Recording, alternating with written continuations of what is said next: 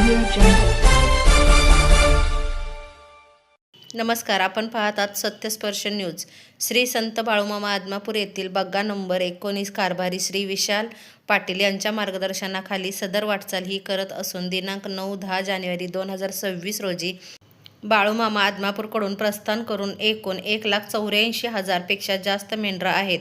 बाळूमामा यांच्या समाधी घेण्यापूर्वी श्री संत बाळूमामा यांच्या कीर्तन पावन झालेली महाराष्ट्रातीलच नव्हे तर आजूबाजूच्या राज्यातील सुद्धा बाळूमामांची कीर्ती झाली आहे. त्या प्रत्येक गावागावातून कोणतीही साथ असो वा इतर समाज कंटकांचे आक्रमण असो ते परतून लावण्याची ताकद अजूनही अनुभवायला मिळते. बाग्यातील सर्व मेंढरे ही कधीही आजारी पडत नाहीत. मेंढरांच्यामुळे आपल्या शेतातील पिकांचे नुकसान झाले तरी आपल्या उभ्या पिकात मेंढरं चरण्याकरता आग्रह करतात. त्यामुळे आपल्या शेतात पिकाची मोठी समृद्धी होते अशी लोकांची धारणा आहे. एवढ्या मोठ्या प्रमाणात लोक आजूबाजूच्या परिसरातून सदर कार्यक्रमास भेट देतात. असं कित्येक वर्ष चालत आलेली परंपरा आज अनुभवायला मिळाली. हे भाग्य साक्षात बाळूमामा हे संतरूपी महापुरुषच होते. आपणही अशा क्षणांचे अनुभव घेऊ शकता.